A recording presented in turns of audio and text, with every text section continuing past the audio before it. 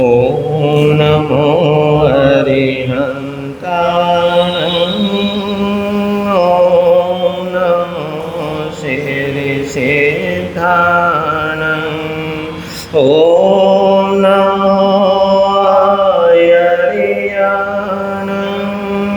ॐ नमो अजायाणं नमो लोय सब साहुणं एसो पंच नमोकारो एसो पंच नमोकारो सब पावपनाशनो मंगलानांच सर्वेशे परमं हवै मंगलं मंगलानांच सर्वेशे परमं हवै मंगलम्। बैठ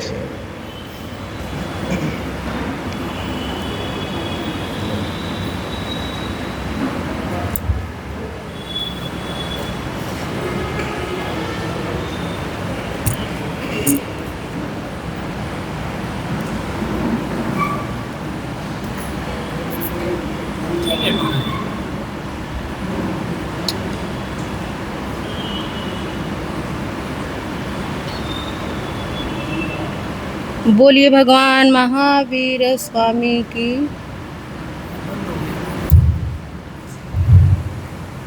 बोलिए भगवान महावीर स्वामी की।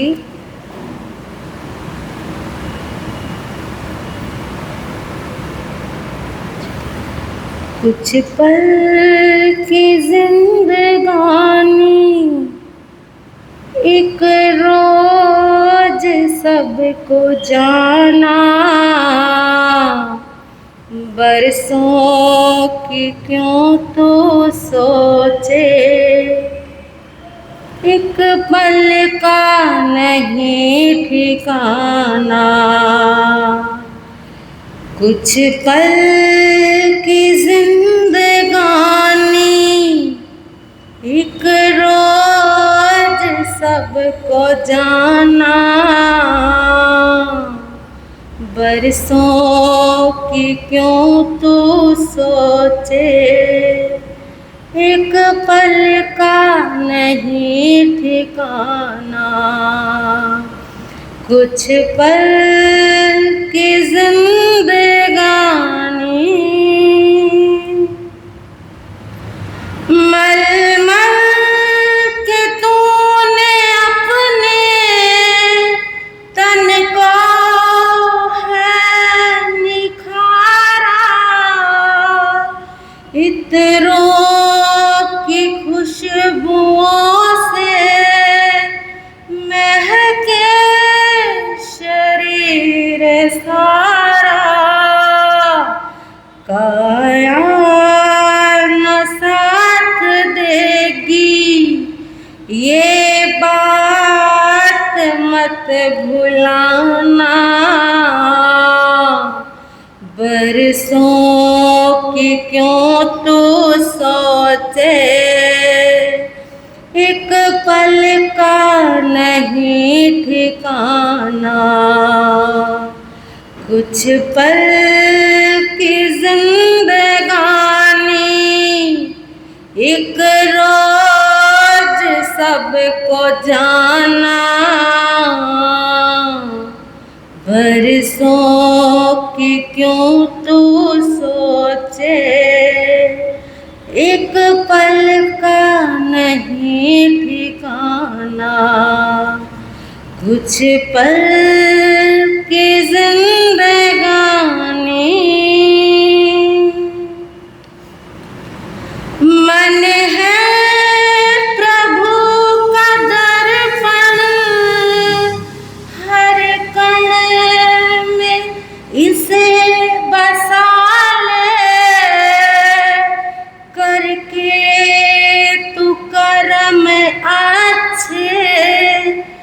कुछ पुण्य धन कमा ले,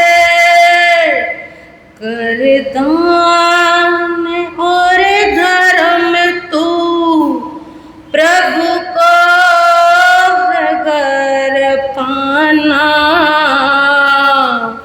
बरसों की क्यों तू सोचे, एक पल का नहीं ठिकाना। कुछ पल की जिंदगानी, एक रोज सबको जाना। बरसों की क्यों तू सोचे, एक पल का नहीं ठिकाना। कुछ पल की जिंदगानी,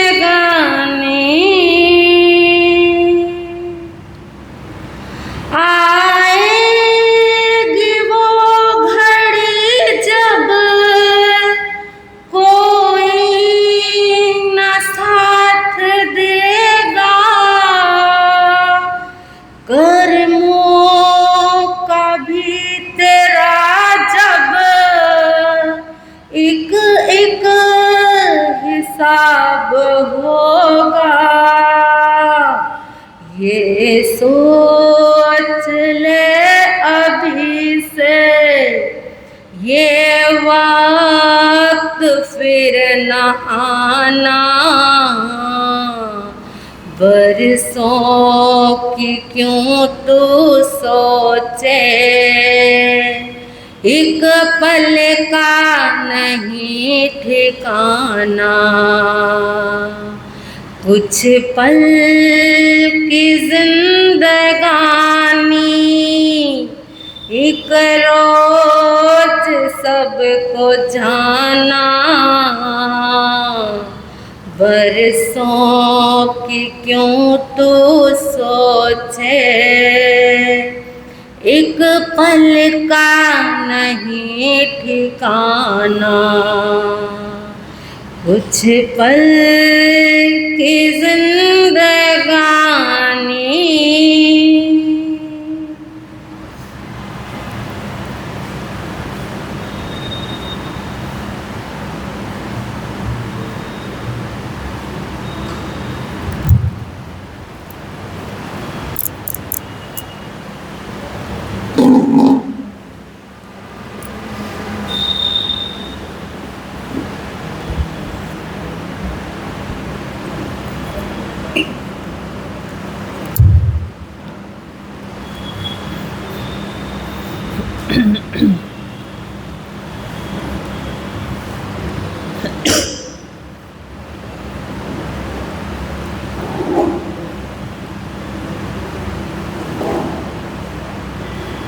धम्मो मंगलमुखितं अहिंसा संयमो तवो देवावितं नमस्सन्ते जस धम्मे सयामनो।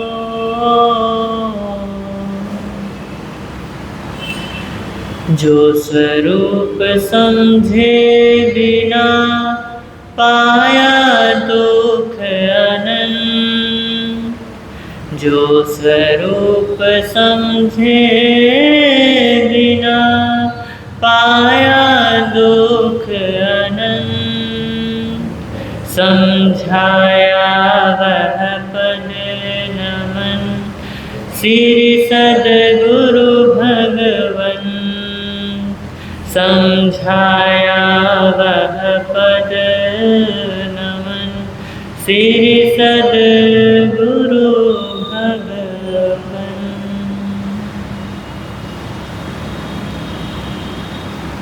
सर्वप्रथम तीनानंद तार्यानंद साशनेश प्रभु परमात्मा श्रमण भगवान महावीर स्वामी जी के पावन से चरणों में कोटिशः वंदन कोटिशः नमन। पाठ पर विराजित मेरे आराध्य पूज्य गुरुदेव के पावन से चरणों में एवं समस्त गुरु भगवंतों के पावन से चरणों में कोटिशः वंदन कोटिशः नमः। एवं अन्य मुनिवृंद एवं साध्वी परिवार तथा इस प्रातःकालीन धर्म सभा में उपस्थित जिन शासन के प्रेमियों, जिन शासन के उपासकों एवं उपासिकाओं, आप सभी का हार्दिक हार्दिक स्वागत है।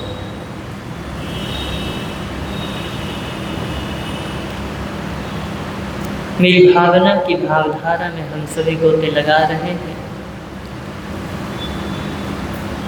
और अब तक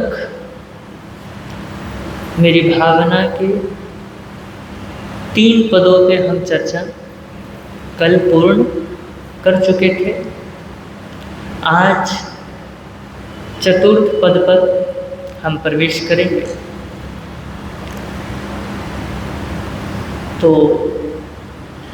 चतुर्थ पद के विषय पे, उसके विषय में हम प्रवेश करें उससे पूर्व भजन की कुछ पंक्तियां हैं, उन्हें हम सभी मिलकर के गुनगुना लेते हैं।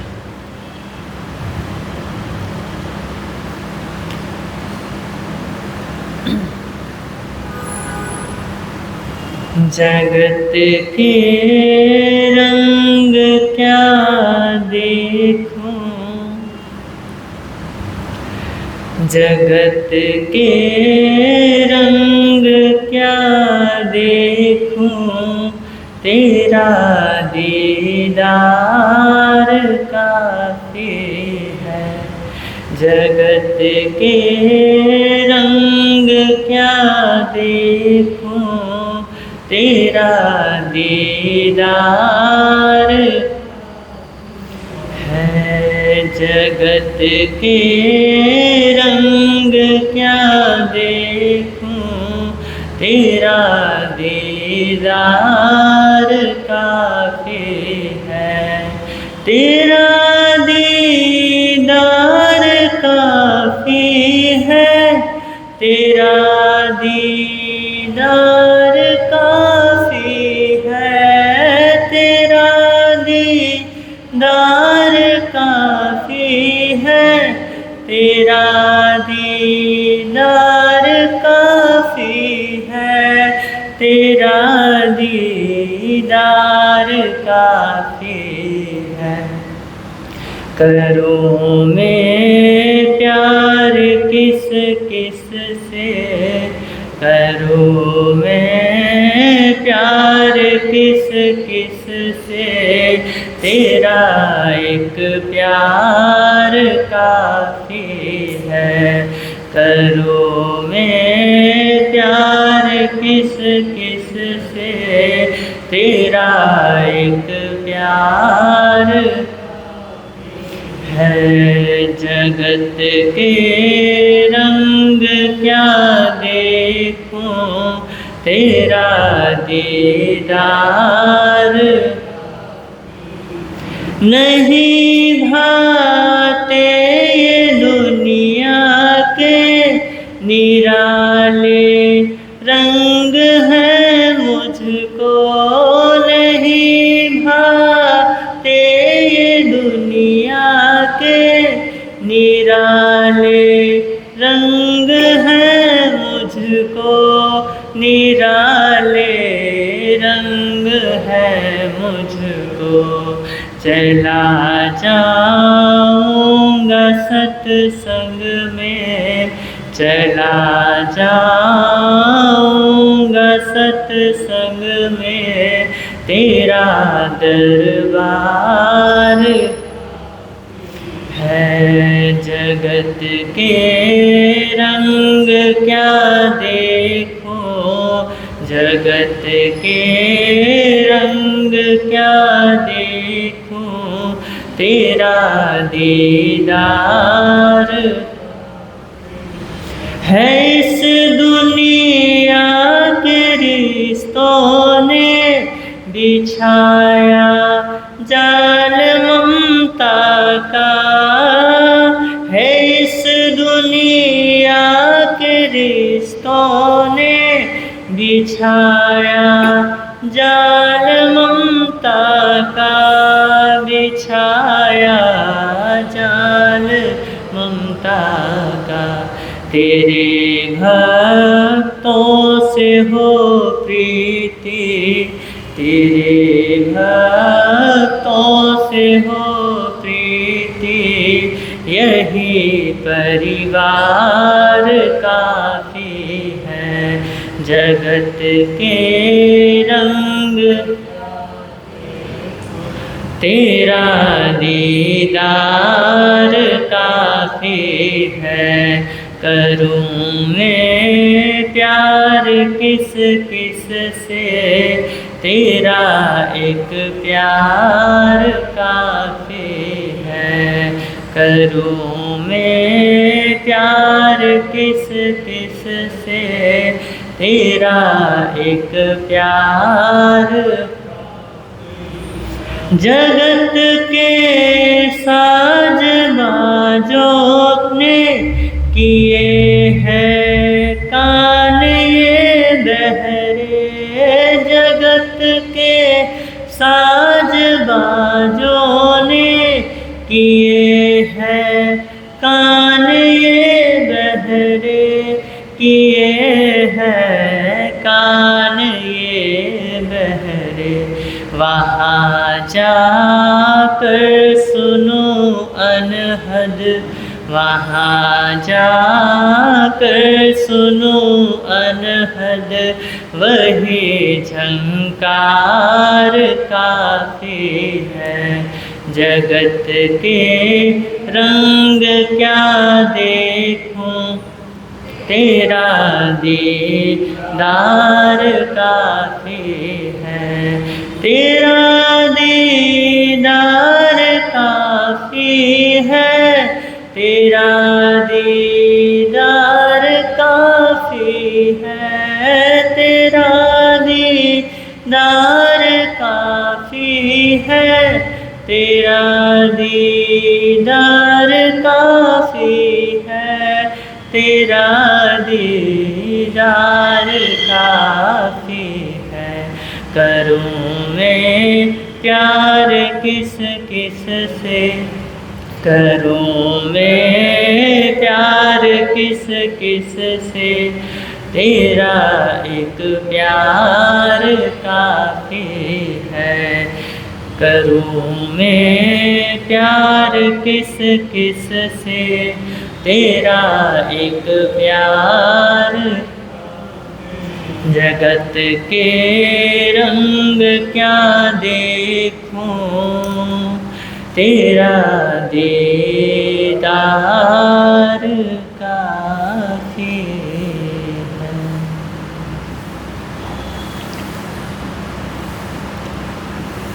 ये एक भक्त की पुकार है, ये एक भक्त के हृदय की आवाज़ है। वो कहता है कि जगत के रंग में क्यों देखूं, मुझे तो सिर्फ आपके दीदार ही, मुझे तो सिर्फ आपके ही दीदार चाहिए। और जब तक उसके दीदार नहीं होते तब तक हम क्या रहते हैं, तब तक हम दुखी रहते हैं। और मैं किसी बाह्य जगत के परमात्मा की बात नहीं कर रहा। हमारे जैनिज्म में किसके दीदार की बात करते हैं, आत्मा के दीदार की बात करते हैं, क्योंकि आत्मा ही तो परमात्मा है। तो एक भक्त कहता है अपने भगवान से, अपने छिपे हुए परमात्मा से कि मुझे अब क्या नहीं करना है, अब कहीं बाहर आपको ढूंढने की जरूरत है ही नहीं। और मैं कितनों को प्रेम देता फिरूंगा, किस किस से प्रेम करता रहूँगा, आज तक करता आया हूँ और कर रहा हूँ, लेकिन कभी तो वो प्रेम मिला ही नहीं।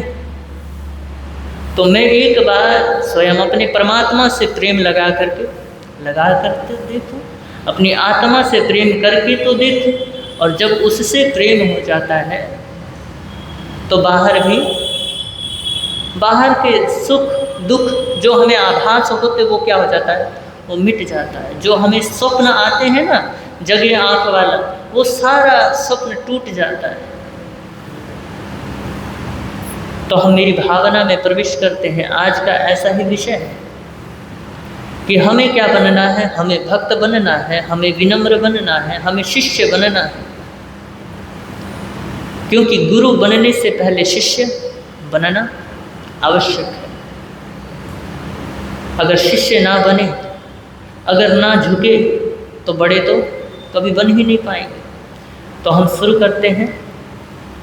अहंकार का भाव न रखूं, नहीं किसी पर क्रोध करूं, देख दूसरों की बढ़ती को न ईर्ष्या भाव धरूं, रहे भावना ऐसी मेरी, सरल सत्य व्यवहार करूं, बने जहाँ तक इस जीवन में औरों का उपकार करूं, बने जहाँ तक इस जीवन में औरों का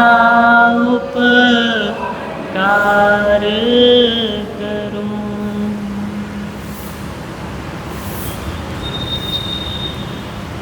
तो हमारी भावना ऐसी रहे, कैसी रहे? अहंकार का भाव न रखो। हमारे भीतर अहंकार का भाव ना हो। अहंकार क्या है? अहंकार यानी मैं श्रेष्ठ हूँ, मैं बड़ा हूँ, मेरी बात अंतिम बात है, उसके अलावा कोई बात आगे नहीं, मेरे से बड़ा कोई नहीं। और यही तो आत्मविस्मृति है, यही तो आत्मा को भूलना है, यही तो आत्मा से दूर जाना है। तो महापुरुष कहते हैं, जब हम अहंकार से ग्रसित होते हैं, जब हम अहंकार से जुड़े होते हैं, तो हमारी आत्मा अंधकार में डूब जाती है, घने तम में लिपट जाती है। जैसे कपड़े के ऊपर कालिख पोत दो तो कपड़ा क्या हो जाता है? सफ़ेद कपड़ा काला हो जाता है। ऐसे ही आत्मा भी क्या हो जाती है? गंदी हो जाती है। किसके कारण? अहंकार के कारण। इसलिए मेरी भावना में कहा है कि अहंकार का भावना रखो। और ये जो संकल्प है, ये आत्मा की उज्ज्वलता का क्या है? यह आत्मा की उज्ज्वलता का प्रतीक है। तो अहंकारी व्यक्ति अपने आप को अहंकार से क्या कर लेता है? अहंकार से भर लेता है। अहंकारी व्यक्ति हमेशा अहंकार से भरा रहता है। जैसे चट्टान है, तो चट्टान की तरह वो क्या रहता है? ठोस रहता है, कठोर रहता है।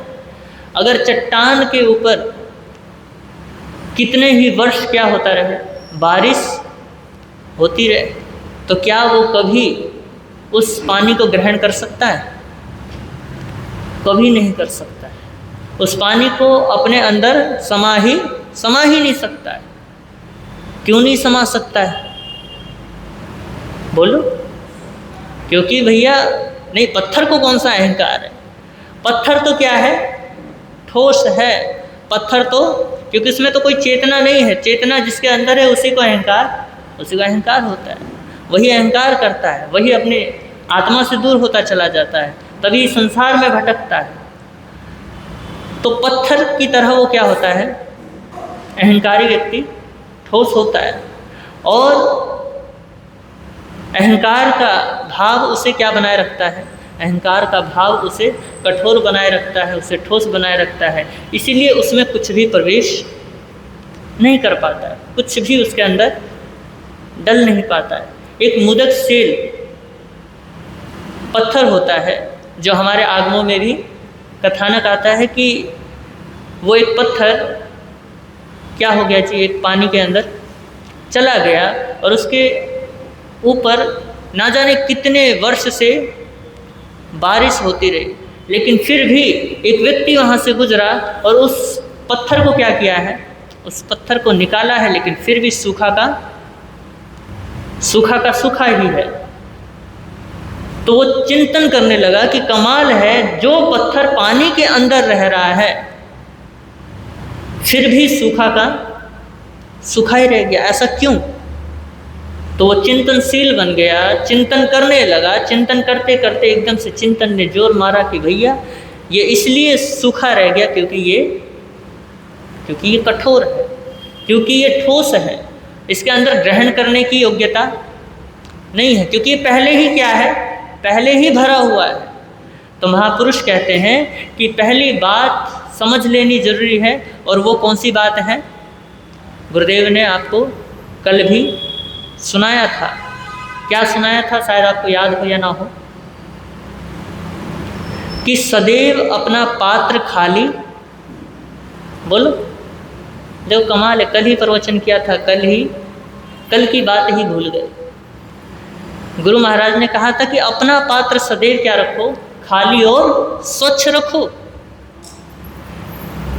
अगर आपकी पात्रता तैयार हुई तो महापुरुष कहते हैं कि आप भर ही जाएंगे, आपके अंदर कुछ ना कुछ प्रवेश कर ही जाएगा।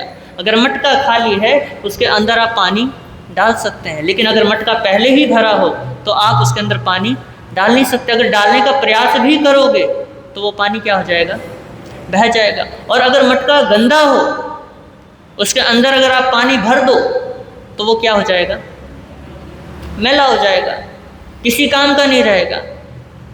ऐसे ही अगर कोई व्यक्ति अहंकार से भरा है, उसके अंदर आप ज्ञान देते रहो, नहीं जाएगा, प्रवेश ही नहीं करेगा।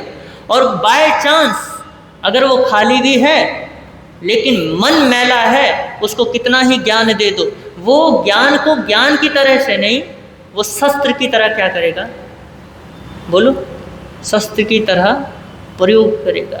इसलिए महापुरुष कहते हैं कि पहली बात तो ये ध्यान रखो कि आपका पात्र कैसा होना चाहिए, साफ और खाली होना चाहिए। तो कहते हैं कि भले ही आज कलयुग का वातावरण हो, लेकिन फिर भी सत्यता आज भी मौजूद है, सत्य शिक्षाएं आज भी उपस्थित हैं, उपलब्ध हैं, लेकिन अभी हमारी पात्रता तैयार हुई नहीं है। अभी हम उस चीज़ को क्या नहीं कर पा रहे, ग्रहण नहीं कर पा रहे। तो अपने आप का जो पात्रा है उसको क्या करना पड़ेगा, साफ और खाली करना पड़ेगा। ये नहीं कि मुझे आता है, सब मुझे पता है, ऐसा नहीं, खाली हो जाना है कि मुझे कुछ भी नहीं पता है। तो निश्चित ही आपको क्या मिलेगा, निश्चित ही आपको अमृत मिलेगा। और जो मैंने आपको बताया कि जो व्यक्ति खाली हो जाएगा, पात्र स्वच्छ हो जाएगा, तो उसके अंदर कुछ ना कुछ तो प्रवेश करेगा ही करेगा। तो सत्य भी अपने आप क्या होगा, उसके अंदर सत्य भी प्रवेश करेगा, सत्य भी उसके अंदर मौजूद होगा। अब सवाल ये होता है कि अहंकार कौन करता है ना। ये तो बात हो गई कि किसके अंदर सत्य उपलब्ध नहीं हो सकता। अहंकारी व्यक्ति के अंदर कभी भी सत्य उपलब्ध नहीं हो सकता, सत्य कभी जा ही नहीं सकता, क्योंकि पात्र उसका क्या है, पहले भरा हुआ है, खुद को भरा हुआ मान रहा है, खुद को क्या है, खुद को कह रहा है कि मैं परिपूर्ण हूँ। तो उस व्यक्ति के अंदर कभी सत्य शिक्षाएं नहीं जा सकती। तो अब सवाल है कि अहंकारी कौन होता है, बताइए। हाँ, अज्ञान के कारण तो अहंकार है ही है, लेकिन आप समझिए कि ये अज्ञान जो आ रहा है कहाँ से आ रहा है, हमारे ही कारण आ रहा है ना। हम क्योंकि बाहर की ओर बहने शुरू कर देते हैं। हमारा जो मन है ना, ये मन क्या करता है, ये मन हमें बाहर की ओर बहाता है, और उसके कारण जो हम सुख का आभास करते हैं, जो हम सुख को क्या करते हैं, अचीव करते हैं कि ये क्या है, ये सुख है, वो जो भ्रम है, उस भ्रम के कारण अहंकार क्या होता है, अहंकार का जन्म होता है, वहाँ पे अहंकार जन्म लेता है। तो महापुरुष कहते हैं कि अहंकारी व्यक्ति वो होता है जो अपने आप को नहीं जानता। वही अज्ञान वाली बात आ गई। तो जो अपने आप को नहीं जानता वो अहंकारी होता है। अपनी क्षमताओं से जो अपरिचित है, जो अपनी क्षमताओं को नहीं जानता है, जो अपनी आत्मा से क्या है, अपनी आत्मा से अनजान है, जिसने ये अज्ञान स्थापित कर रखा है कि मैं शरीर, मेरे पास जो भी चीज़ है वो सब क्या है, वो सब मेरा है। जिसने इस प्रकार का अहंकार क्या कर रखा है, इस प्रकार का अज्ञान पैदा कर रखा है, वो व्यक्ति क्या करता है, वो व्यक्ति अहंकार करता है। तो व्यक्ति क्या हो जाता है, भूल जाता है कि विराट विश्व में उसका अस्तित्व कैसा है। उसका व्यक्तित्व ऐसा है जैसे सागर में बूंद, और बूंद अगर अपने आप को सागर समझने लगे तो ये बूंद की नादानी होगी। तो व्यक्ति भी बूंद जैसा ही है, उसका अस्तित्व भी बूंद जैसा ही है। अगर वो खुद को सागर समझने लगे तो वो व्यक्ति की नादानी है, क्योंकि व्यक्ति का अस्तित्व कैसा है, बहुत छोटा व्यक्तित्व है, व्यक्तित्व नहीं, बहुत छोटा अस्तित्व है। क्योंकि हम जहाँ रहते हैं, जिस पृथ्वी में रहते हैं, इस पृथ्वी के अंदर जो रोशनी आ रही है, कहाँ से आ रही है, बोलो। इस पृथ्वी में रोशनी कौन दे रहा है, सूरज दे रहा है ना। और वैज्ञानिकों ने खोज की है कि 2 अरब सूरजों में सबसे छोटा सूरज हमारा ये वाला सूरज है। और उन 2 अरब सूरजों में भी जब ये इतना छोटा सूरज है और इसके सामने हमारी पृथ्वी है, और पृथ्वी के अंदर रहने वाले हम इतने छोटे से, तो अहंकार किस बात का। मैंने सुना है कि एक सेठ को क्या हो गया, अहंकार हो गया। यूनान में रहता था, यूनान में छोटे से गांव में रहता था, और यूनान के प्रसिद्ध संत हुए हैं सुकरात।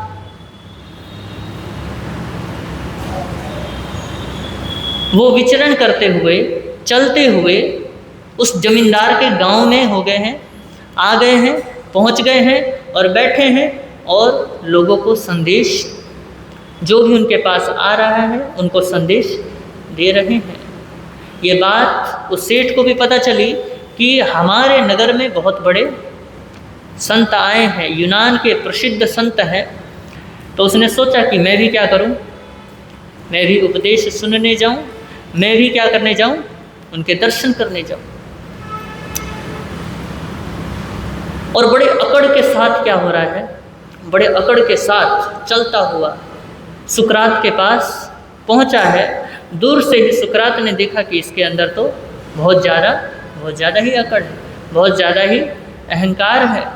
क्यों ना हो, क्योंकि भैया पूरे गांव में सबसे बड़ी जमींदारी उसी की है, सबसे ज़्यादा ज़मीन उसी की है, और सबसे ज़्यादा अमीर भी वही है। तो अहंकार क्यों ना हो, आपको भी तो हो जाता है। अगर आप भी अपने क्षेत्र में सबसे ज़्यादा अमीर हो तो आपको भी अहंकार हो जाता है कि हाँ, मेरे से ज़्यादा अमीर कोई नहीं है। तो उसको भी अपनी अमीरी का क्या हो गया है, घमंड हो गया है। और सुकरात ने देखा है और उसके बाद वहाँ पे चुप बैठे हैं। इतने में वो सेठ जैसे ही पास में पहुँचता है, दर्शन करता है और कहता है कि महात्मन मुझे क्या दीजिए, बोलो जो आप कहते हो कि गुरु महाराज उपदेश दीजिए, प्रवचन दीजिए, जिनवाणी सुनाइए। तो उसने भी कहा कि मुझे क्या दीजिए, उपदेश दीजिए। तो सुकरात ने कुछ चिंतन किया और कहा कि उपदेश की बात हम बाद में करेंगे। ऐसा कर, तेरे पास कोई विश्व का मानचित्र है? उसने कहा हाँ है। तो कहा कि ऐसा कर, वो मानचित्र लिया, मैप लिया, मुझे उसमें कुछ देखना है। और शायद आपने ये कहानी सुनी हो, लेकिन कभी चिंतन नहीं करते, है ना। तो वो चित्र ले आया, मानचित्र ले आया, और उसके बाद वो सन्यासी, वो सुकरात सन्यासी क्या कर रहे हैं, उसके अंदर कुछ ढूंढ रहे हैं, और ढूंढते वक्त पूछ भी रहे हैं कि तुम्हारा नाम क्या है। नाम बता दिया, बोला कि तुम रहते कहाँ हो, और रहते इसी गांव में है, और महाराज आप जानते नहीं कि मैं कौन हूँ, इस गांव का सबसे अमीर आदमी हूँ, इस गांव का सबसे बड़ा जमींदार हूँ, कमाल है, पूरे गांव वाले जानते और आप नहीं जानते मुझे। ऐसा आपके साथ भी होता है ना कि महाराज के पास आते हो, है ना, आप अपेक्षा रखते हो कि महाराज हमारा नाम पहले से ही जानते हो, और महाराज नाम आपका ले लें तो बोलो कितने खुश हो जाते हो, बहुत ज़्यादा खुश हो जाते हो कि यार महाराज ने हमें क्या रखा है, हमें याद रखा है। तो एकदम से सीना क्या हो जाता है, तन जाता है कि महाराज ने मुझे याद रखा। तो चलो, तो पूछ रहे हैं और वो बोल रहे हैं कि आप मुझे नहीं जानते, मैं सेठ हूँ इस नगर का। और उसी वक्त वो जब ढूंढने लगे, कुछ मिल नहीं रहा, तो वो पूछने लगा कि आप ढूंढ क्या रहे हो वैसे। वो बोला कि मैं यूनान को खोज रहा हूँ, कहाँ पे। तो उसने एक बिंदी पे जाकर के क्या कर दिया है, इशारा कर दिया है। अब सुकरात बड़े ध्यान से उस बिंदी को क्या कर रहे हैं, देख रहे हैं। किस बिंदी को? जहाँ पे यूनान को क्या किया गया है, टैग किया गया है, जहाँ पे उसको निशान बताया गया है। तो वो देख रहे हैं। अब पूछने लगे कि अब इसमें क्या ढूंढ रहे हो। बोला कि मैं तुम्हारा गांव ढूंढ रहा हूँ, जहाँ पे तुम रहते हो, जहाँ पे तुम रह रहे हो, जहाँ के तुम इतने बड़े अमीर आदमी हो। और वो तो बड़ा क्या हो गया, वो सेठ बड़ा सकपका गया और कहने लगा कि जब यूनान को ही एक बिंदी मिली हुई है तो इस गांव को क्या मिलेगा। तो महाराज ने, सुकरात ने क्या दिया, यही संदेश दिया। कहा कि मेरा यही उपदेश है, क्या, कि अहंकार में मत जियो, अकड़ में मत जी, बल्कि किस में जियो, विनम्र होकर के जियो, मृदु होकर के जियो। अकड़ में दुख है और सरलता में सुख है। तो ये उपदेश सिर्फ उस सेठ के लिए ही सुकरात का नहीं था, ये हमारे लिए भी है। तो आत्म परिचय क्या है? आत्म परिचय धर्म है, और आत्मविस्मरण ही अधर्म है। आत्म पहचान से ही हम क्या होते हैं, हम धार्मिक बनते हैं। हम धर्म की शुरुआती दिवस में प्रवेश करते हैं। कब? जब हम आत्मा को जानने का प्रयास करते हैं। हमारे अंदर ये प्यास जग जाती है कि अब क्या करना है मुझे, अब ज़्यादा से ज़्यादा जितना हो सकता है मुझसे मैं अपनी आत्मा को पहचानने का, अपनी आत्मा को जानने का, अपने आत्मा के नज़दीक रहने का क्या करूँगा, प्रयास करूँगा। तो आत्मविस्मरण से क्या होता है जी? आत्मविस्मरण से अहंकार जन्मता है। आत्मविस्मरण से अहंकार क्या होता है, अहंकार शुरू हो जाता है। क्यों होता है? क्योंकि बाहर भाग रहे हो आप, और बाहर जो आपने बांधा है, जो आपने पकड़ा है, उन सब में आपने अहंकार को क्या किया है, पोषित किया है। तो हमारा आत्म परिचय जितना गहराता चला जाएगा, उतनी ही हमारे अंदर सरलता आती चली जाएगी। ये बात आप सदैव ध्यान रखना कि जो जितने अपनी आत्मा के नज़दीक होगा, वो व्यक्ति, वो साधु, वो गृहस्थ उतना ही सरल होता चला जाएगा। क्योंकि अब उसे बाह्य जगत क्या नहीं है, अब बाह्य जगत में उसको ना कोई बुरा दिख रहा, ना कोई गलत दिख रहा। उसके लिए सब क्या हो गए हैं, सब बराबर हो गए हैं। तो जितने हम अपने आप को भूलते जाएंगे, उतने ही हम अपनी आत्मा से दूर होते चले जाएंगे, और हमारे जीवन में उतना ही अहंकार बढ़ता चला जाएगा। तो कह रहे हैं, जो व्यक्ति अपने आप से अनजान है, जो व्यक्ति अपरिचित है अपने आप से, वो अपनी पहचान कहाँ तलाशता है, बाहर। वो अपनी पहचान बाहर तलाशता है, बाहर की ओर खोजता है, धन में खोजता है, पद में खोजता है, प्रतिष्ठा में खोजता है, नाम में खोजता है, ना जाने कहाँ खोजता है।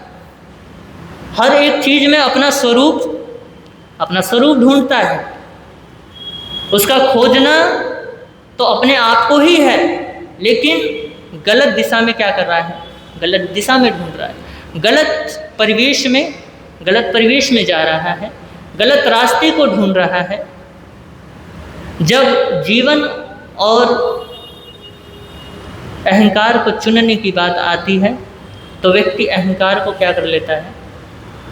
अहंकार को चुन लेता है, जीवन को नहीं चुनता है। क्योंकि भैया उसके लिए जीवन क्या है? उसके लिए जीवन बेकार है। उसके लिए जीवन क्या है? जीवन निसार है, गलत है। उसने धन में क्या कर लिया है? उसने धन में दुख को ढूंढ लिया है, लेकिन उसने लोभ में दुख को नहीं ढूंढा। धन को छोड़ दिया है, धन को छोड़ के भाग गया है, लेकिन धन को छोड़कर भागोगे कहाँ? अगर वो लोभ वृत्ति रहेगी तब भी दुख रहने वाला है। तो आप लोभ में दुख को नहीं ढूंढते, आप धन में क्या कर लेते हो? धन में दुख को ढूंढ लेते हो। आप परिवार में दुख को ढूंढ लेते हो। क्योंकि भैया अहंकार कहता है कि मैं तो ठीक ही हूँ, बाकी सब क्या है? बाकी सब गलत है। इसलिए उसको जीवन भी, कई बार साधु संत भी प्रवचन करते हैं, निहिसार है जीवन, है ना? निहिसार है जीवन में कोई सार नहीं है। तो आप अहंकार के कारण आप समझते हो कि सचमुच जीवन क्या है? निहिसार है, क्योंकि आपने तो उसको गलत मान बैठे हो। क्यों? क्योंकि भैया जीवन में प्रेम है ही नहीं, तो जीवन निहिसार तो होगा ही होगा। हर व्यक्ति आपको गलत लगेगा ही लगेगा। आप हर व्यक्ति से ईर्ष्या करोगे ही करोगे, और जब व्यक्ति हर किसी से ईर्ष्या करेगा, राग द्वेष करेगा, तो जीवन तो दुखमय लगेगा। और जब जीवन दुखमय लगता है तो आप क्या कहते हो? सीधी सी बात, जब व्यक्ति ज़्यादा दुखी होता है तो कहता है कि ये कोई जीवन है? जीवन तो क्या है?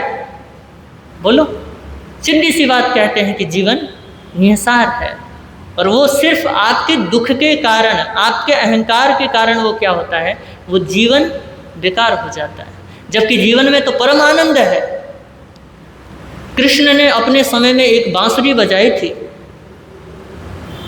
और उस समय जिसने भी उस बांसुरी को सुना है, जिसने उस प्रेम को समझा है, जिसने उस प्रेम को महसूस किया है, वो तो परले पार हो लिए। लेकिन समय बीता, कृष्ण ना रहे, उनकी बांसुरी की धुन भी क्या हो गई है?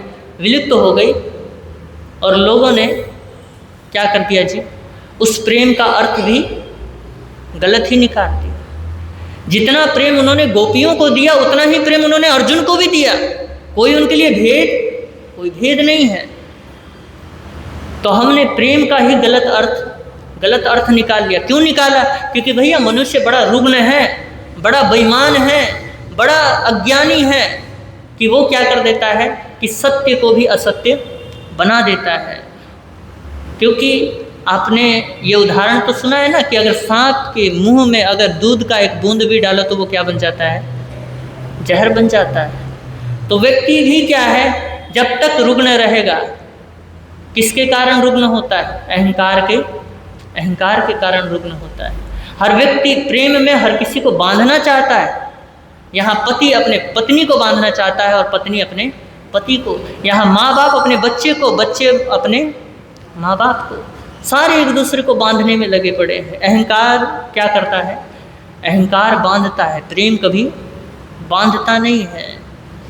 अहंकार एक पिंजरा है, लेकिन प्रेम एक खुला आकाश है। तो अहंकार कहता है कि तू मेरे नीचे रहेगा, तेरे ऊपर मेरी ही क्या चलेगी? मालकियत चलेगी। तो अहंकार बांधता है, अहंकार अपनी मालकियत चलाता है। और ये हर व्यक्ति क्या कर रहा है? हर व्यक्ति कर रहा है। तो वो खोजता तो है, अपने आप को ही खोजता है। बाहर जितना भी खोजता है, जिसके ऊपर भी मालकियत करना चाहता है, जिससे क्या करना चाह रहा है, जिससे भी जो चीज़ लेना चाहता है, जो चीज़ उसको सुख लगता है कि ये मेरे पास है, उन सब में क्या कर रहा है? वो अपने आप को ही ढूंढ रहा है, अपने सुख को ही ढूंढ रहा है, लेकिन गलत जगह ढूंढ रहा है। पौद्गलिक प्रयास है, गलत दिशा में क्या है उसका? गलत दिशा में प्रयास है। तो व्यक्ति भूल जाता है कि जब वो जन्मा था, जब वो पैदा हुआ था, तो उसके पास कुछ भी तो कुछ भी तो नहीं था, उसके पास नाम नहीं था, धाम नहीं था, पद नहीं था, प्रतिष्ठा नहीं थी, निपट था, कोरा था, खाली था। लेकिन जैसे जैसे बड़ा हुआ, एक नाम को पकड़ करके वो क्या हो रहा है, बड़ा हो रहा है, और उस नाम के साथ इतना मूर्छा भाव जुड़ जाता है कि उसके लिए वो लड़ता है, उसके लिए वो मरता है। फिर किसी पद से क्या हो जाता है, किसी पद से बंध जाता है। फिर क्या होने लगता है जी, फिर इर्द गिर्द प्रतिष्ठा की दीवारें क्या कर लेता है, खड़ी कर लेता है, और उस खांचे के अंदर जो आकार बनता है उसी को अपना स्वरूप मान बैठता है। फिर उसके बाद उसी के लिए लड़ेगा, उसी के लिए मरेगा। कोई अगर उसका नाम लेकर के गाली देगा तो उसको ऐसा लगेगा कि मेरे को गाली दे रहा है।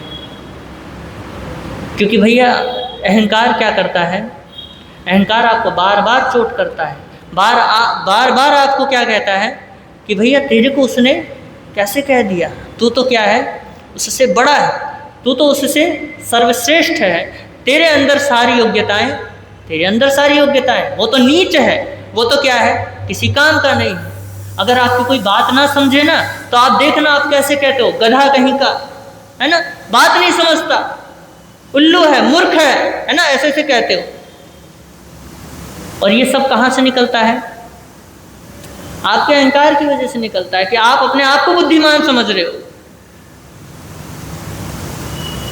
तो उस अहंकार के कारण आप क्या करते हो, दूसरों को कम समझते हो। अहंकार से 3 सी आती है, एक तो कंपटीशन, एक कंपैरिजन और एक क्रिटिसाइज। क्या क्या कहा मैंने, कंपटीशन, कंपैरिजन और क्रिटिसाइज। कंपटीशन क्या है, स्पर्धा, लगा है ना स्पर्धा, हर कोई लगा पड़ा, आप भी लगे पड़े हो, सारे लगे पड़े हो। यहाँ तो आप तो लगे ही पड़े हो, गृहस्थ हर व्यक्ति लगा हुआ है, धन के पीछे लगा पड़ा है कि सबसे ज़्यादा धन क्या कर लूँ मैं, इकट्ठा कर लूँ, पड़ोसी के पास जितना है उससे डबल क्या कर लूँ, उससे ज़्यादा डबल इकट्ठा कर लूँ। आप तो लगे ही पड़े हो स्पर्धा में।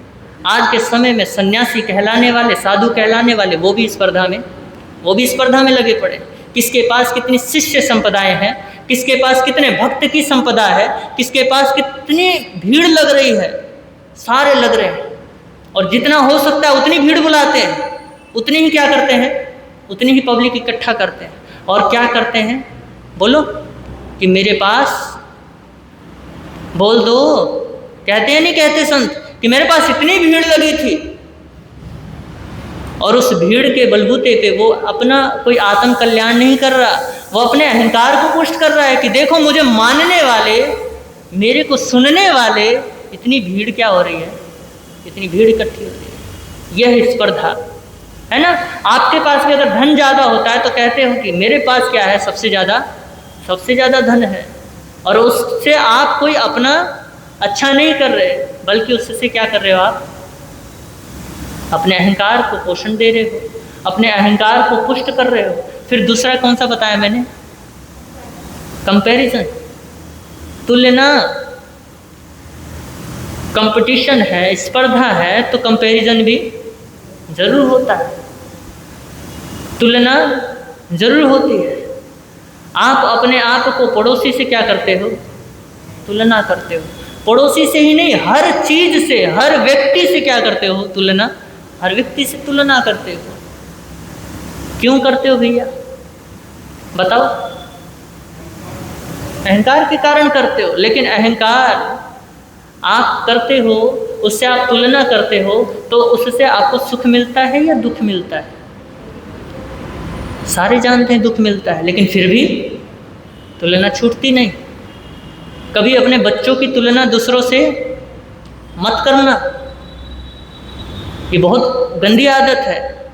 हर माँ बाप की, हर व्यक्ति की ये गंदी आदत है कि अपने बच्चे की तुलना दूसरे के बच्चे से करते हैं और पढ़ते हैं कर्मवाद। क्या पढ़ते हैं? पढ़ते हैं कर्मवाद, प्रारब्ध, कर्मा, कि भैया जो जैसा कर्म करेगा वैसा ही पाता है, वैसा ही उसको उपलब्ध होता है, वैसा ही उसको नाम कर्म है, वैसे ही उसका गोत्र कर्म है, वैसे ही उसके ये पढ़ते हैं हम, लेकिन फिर भी हम तुलना करते हैं अपने बच्चे की कि हमारे बच्चे से ज़्यादा तो उसका बच्चा पढ़ रहा है। ये जो आप तुलना कर रहे हो, ये कोई बच्चा नहीं कर रहा है, ये आपका अहंकार कर रहा है कि भैया अगर मैं नहीं कर पाया तो मेरा बच्चा वो काम। बोलो, आप बच्चे से प्रेम नहीं करते हो, आप बच्चे के द्वारा अपने अहंकार को पोषित करते हो, क्योंकि भैया आपको तो पता है कि हम अमर तो है नहीं, तो सोचा कि कम से कम अगर हम मर जाए तो हमारा अंश तो रहेगा। वृक्ष ना सही बीज तो रहेगा। जो काम हम पूरा नहीं कर पाए वो हमारा बच्चा करेगा। उससे हम अपने अमरत्व को साधना चाहते हैं। बच्चा अगर आज सफल हो गया तो कल क्या होगा जी? कल को नाम हमारा ही होगा, क्योंकि बच्चा तो हमारा ही है। तो ये कंपैरिजन क्या होता है, हर व्यक्ति करता है। हर अपने बच्चे के साथ कभी भी ऐसा मत करना, क्योंकि भैया हर चीज, हर व्यक्ति अपने आप में क्या है, अद्भुत है, अपने आप में अलग है। हर किसी का अपना महत्वपूर्ण गुण है। कोई गाने में अच्छा है, कोई लिखने में अच्छा है, कोई खेलने में अच्छा है, कोई चलने में अच्छा है, कोई डांस करने में अच्छा है। हर कोई अपने अपने में है ना। कभी भी देखना, कभी गुलाब अपने आप को कमल बनाने का प्रयास नहीं करता, ना ही कभी कंपैरिजन करता है कि।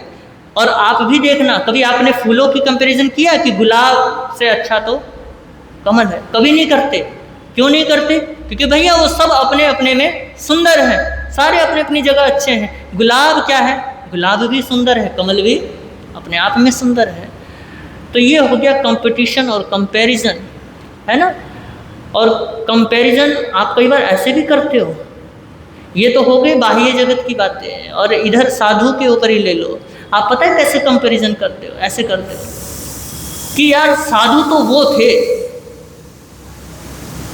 और ये साधु हैं। अरे इनको साधु कहना तो क्या, साधु कहना ही नहीं लगता। कमाल, आप तो सर्वज्ञ हो गए, आप तो केवली हो गए, है ना। कंपैरिजन ये अहंकार की वजह से आता है। अरे भैया, जब गौतम स्वामी गोचरी को निकले थे, गोचरी को निकलने के बाद वो आनंद श्रावक के घर पहुंचते हैं। आनंद श्रावक जब कहते हैं कि मुझे ऐसा ऐसा अवधि ज्ञान हुआ है, तो गौतम स्वामी क्या कहते हैं? असंभव, ऐसा हो नहीं सकता। श्रावक को भी ऐसा अवधि ज्ञान हो सकता है, मैं मान ही नहीं सकता। और वो क्या हो गए हैं? भगवान के चरणों में पहुंचे हैं। और देखिए, जब गौतम ये कह रहे थे तो उस आनंद श्रावक ने क्या कहा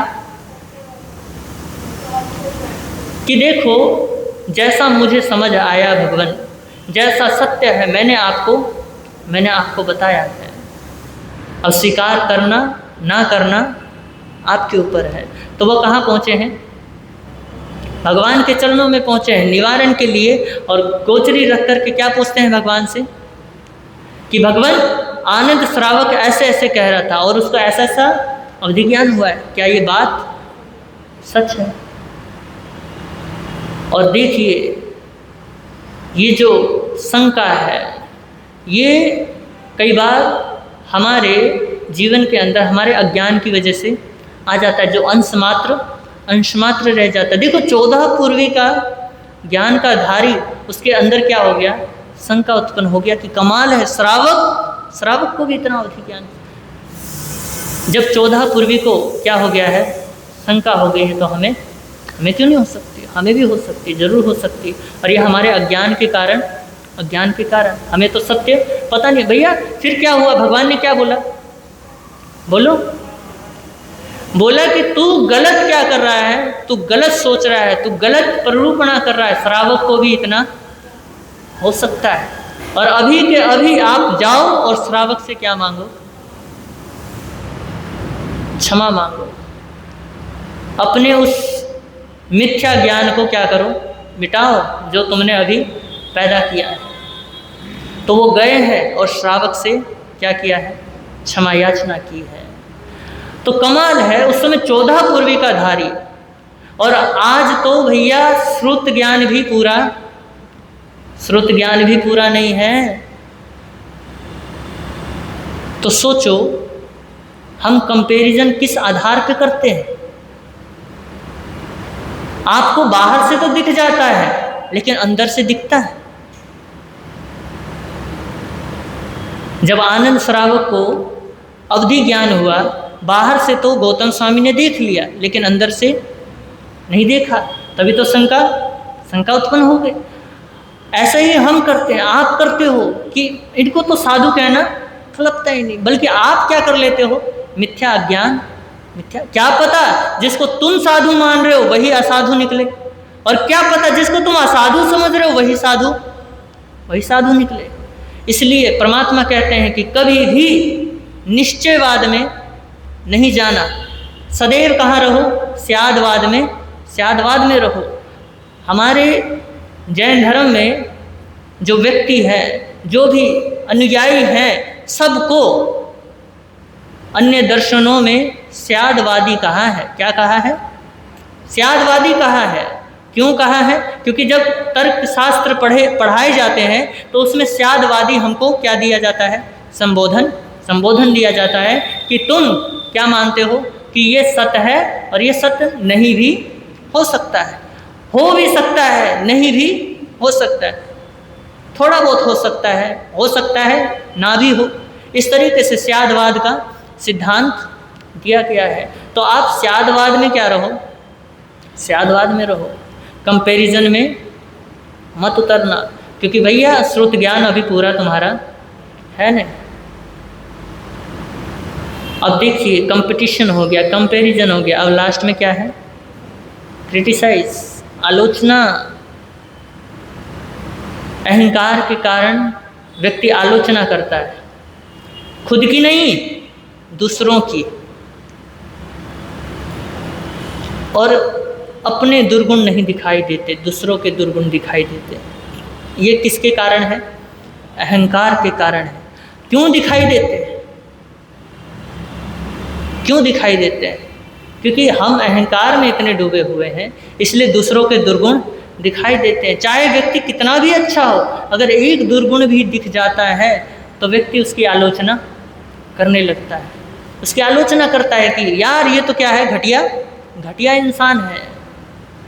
आज तक हमने यही किया है, अपने अहंकार के कारण हर व्यक्ति ने आलोचना एक दूसरे की करते ही रहते हैं। तो याद रखिए, बाहर से आपने अपनी जो पहचान बनाई है वो सब क्या है? वो सब मिथ्या है। और देखिए जो भी चीज़ मिथ्या है वो क्या होती है? बोलो, वो ख़त्म होती चली जाती है, वो क्षय होती चली जाती है, वो उसकी नियति है ख़त्म होना, क्योंकि वो क्या है? वो मिथ्या है, क्षणभंगुर है, क्षणिक है। तो बाह्य जगत में हमने क्या किया है? हमने अहंकार को ही पोषण दिया है। हम अगर कोई धर्म क्रियाएं करते हैं, अच्छी बात है, करो, उसमें कोई दोहराए नहीं है, उसमें कोई गलत बात नहीं।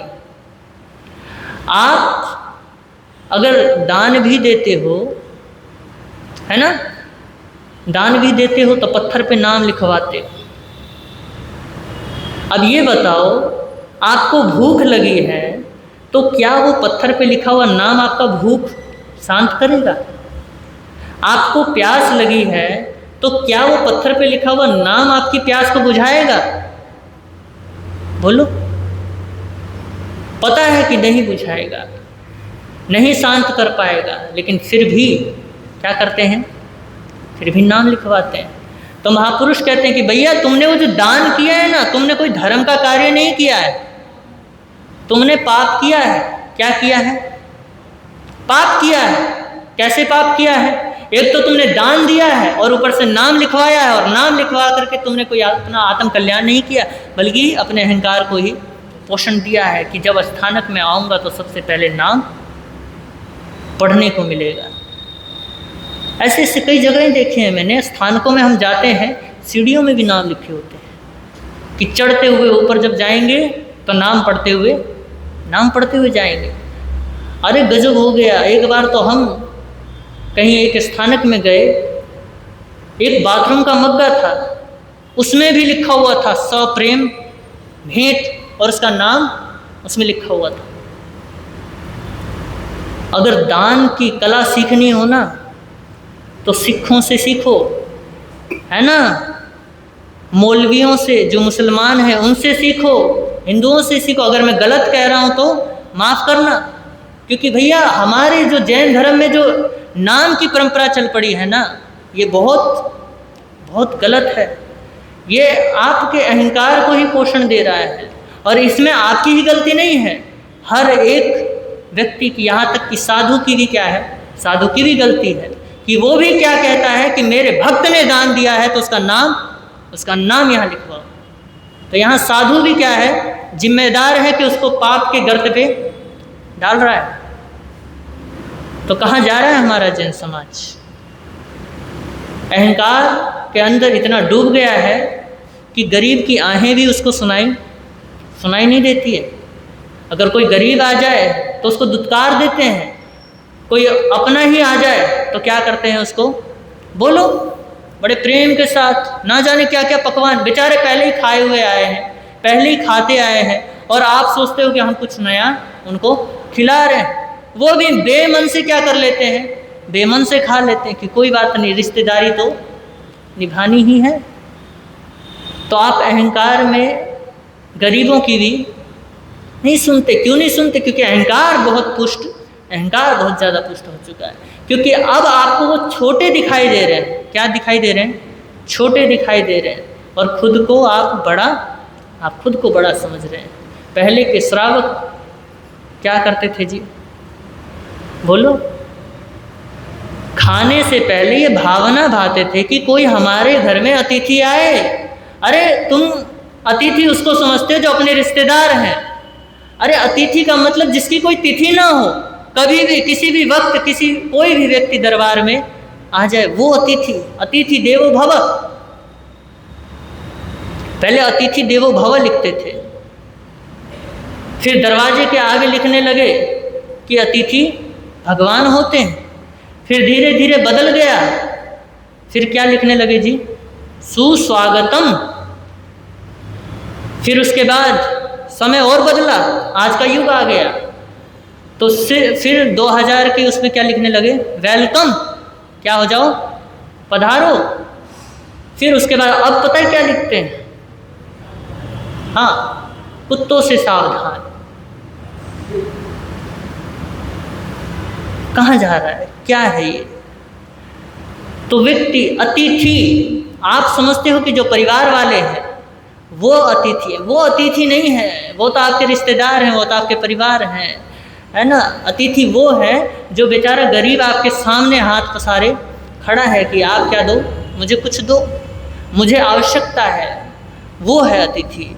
आपके दरबार में आए, लेकिन अब वो परिस्थितियाँ नहीं रही। अब तो आप क्या हो, अपने महाराज को खिला के खुश हो और अपने परिवार को खिला के खुश हो। तो ये जो है ना, इसको तोड़ो, इसको हटाओ। ये जो आपने बड़े और छोटे की भेद रेखाएं खींच दी हैं, जब तक ये नहीं हटाओगे, आप भले ही जैन धर्म में, जैन कुल में जन्मे हो, लेकिन आप जैन कहलाने के लायक नहीं हो। क्यों? क्योंकि भैया जब तक ये बड़े और छोटे के भाव हैं, तब तक आप जैन हो ही नहीं सकते। कई बार कह देते हैं कि वो जैन है, वो कसाई खाना चला रहा है, तो उसको जैन कहोगे आप? नहीं कह सकते। आचार्य भगवंत क्या फरमाते हैं कि जैन कुल में जन्मना कोई बड़ी बात नहीं है, लेकिन जैन कुल में जन्म लेने के बाद जो सिद्धांत हैं उनको फॉलो करना, वो सबसे बड़ी बात है। आपके घर में ना जाने कितने बच्चे जन्मे हैं, क्या वो धर्म आश्रय में आते हैं? क्या वो स्थानक में आते हैं? और नहीं आते हैं तो आप क्या कहते हो कि जवानों का मन स्थानकों में लगता ही नहीं, स्थानक में आते ही नहीं। और वो इसलिए नहीं आते हैं क्योंकि आपके अंदर कोई परिवर्तन वो देखते ही नहीं है। आज पहले के हुआ करते थे वो बच्चे कि भैया जो माता पिता ने कह दिया वो क्या है, शिरोधार्य है, वो क्या है, वो 100% सत्य है, सच है। लेकिन आज का बच्चा सवाल करता है। क्या करता है? सवाल करता है। सवाल का सही जवाब नहीं मिला तो आपको भी क्या कहेगा? आपको भी गलत कहेगा कि आप क्या हो? आप भी गलत हो, आप भ्रम में जी रहे हो। और देखिए, अगर बच्चा नहीं आता है तो इसके ऊपर भी आपकी ही कमी है। क्या कमी है? कि आप भी स्थानक में सुनते तो हो कि राग द्वेष नहीं करना, निंदा नहीं करनी, चुगली नहीं करनी। घर में जाकर के सबसे पहले आप क्या लेके बैठ जाते हो? बोलो। निंदा लेकर के बैठ जाते हो, चुगली लेकर के बैठ जाते हो। और घर में बच्चे भी होते हैं, वो जब सुनते हैं कि माँ बाप क्या कर रहे हैं? गुणों का बखान कर रहे हैं। कहाँ पे?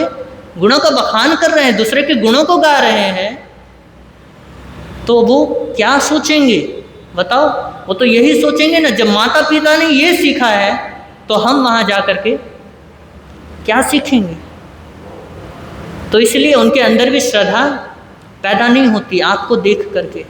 अगर भैया निंदा करनी ही है तो एक कमरे में बंद करके कर लो, लेकिन कभी अपने बच्चों के सामने निंदा मत करना, क्योंकि उनकी श्रद्धा गिरती है। संतों के प्रति क्या होती है? आदर भाव गिर जाते हैं। जो सच्चे संत होते हैं उनसे वो चूक जाते हैं। फिर वो ना भगवान को मानते हैं, ना वो कोई धर्म को मानते हैं, और सिर्फ 4 वाक दर्शन को ही फिर मानते हैं। फिर उनका वही सिद्धांत होता है, खाओ पियो मौज करो और किसी से दुश्मनी क्या करना, आराम से खा पी करके मौज करो, मस्त रहो। धर्म ध्यान करने से क्या होगा? स्वर्ग तो यही है, नरक भी यही है। तो आपकी कमी है जिस वजह से नौजवान स्थानकों में नहीं आते। भैया देखो, जो बड़े हैं उनका तो चल जाएगा, आप सब बैठे हो, आप सभी ने बड़ों को निभाया है, उनका तो चल जाएगा। भैया हमारा क्या होगा? हाँ बताओ। आपने तो वो बीज ही नहीं बोए हैं जो क्या हो आगे की ओर जिनशासन चले। तो कमी आपकी है, उस कमी को क्या करना है? ठीक करना है।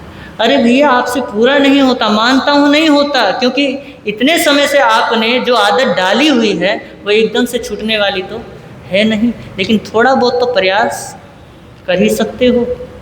और जब आप प्रयास करोगे ना, जब आपके अंदर परिवर्तन देखेगा बच्चा, तो कहेगा कि महाराज के पास जाने का कोई तो फायदा हुआ है। और जब देखते हैं कि फायदा हुआ है तो वो भी खुद भी आते हैं। फिर जब खुद आते हैं तो उनके जीवन में भी परिवर्तन आता है। समय ज़्यादा हो गया है, इस विषय में हम फिर कभी क्या करेंगे? फिर चर्चा करेंगे। और आगम विरुद्ध कुछ कहा गया हो तस्मिच्छा में दुक्कडम, और आप सभी ने मुझे बड़े प्रेम के साथ सुना, इसके लिए बहुत बहुत अनुग्रहित।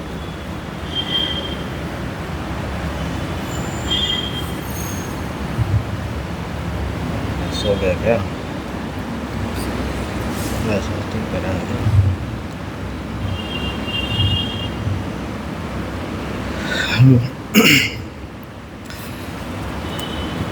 समय तो आपका हो रहा है वैसे।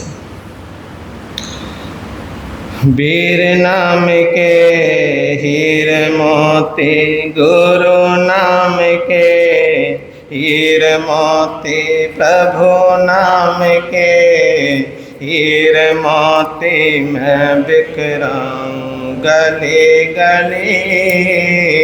ले लो रे कोई राम का प्यारा, शोर मचाऊं गली गली। ले लो रे कोई गुरु का प्यारा, शोर मचाऊं गली गली। दौलत के दीवानों सुन लो, एक दिन ऐसा आएगा, धन दौलत और महल खजाना यहीं पड़ा रह जाएगा। अरे धन दौलत और महल खजाना यहीं पड़ा रह जाएगा। सुंदर काया मिट्टी बनेगी, सुंदर काया मिट्टी बनेगी, चर्चा होगी गली गली। ले लो रे कोई राम का प्यारा, शोर मचाऊं गली गली, ले लो रे कोई गुरु का प्यारा, शोर मचाऊं गली गली। जिसने ये सब मोती लूटे वो तो माला माल हुए, दौलत के जो बने पुजारी आखिर वो कंगाल हुए। अरे दौलत के जो बने पुजारी आखिर वो कंगाल हुए। सोना चांदी वालों सुन लो, लोहे कपड़े वालों सुन लो, अरे वीर नगर वालों सुन लो, बात सुनाई खरी खरी, ले लो रे कोई राम का प्यारा, शोर मचाऊं गली गली, ले लो रे कोई गुरु का प्यारा, शोर मचाऊं गली गली हो, शोर मचाऊं, शोर मचाऊं, शोर मचाऊं गली गली। अभी अभी आप बड़ी श्रद्धा के साथ, आस्था के साथ मेरी भाव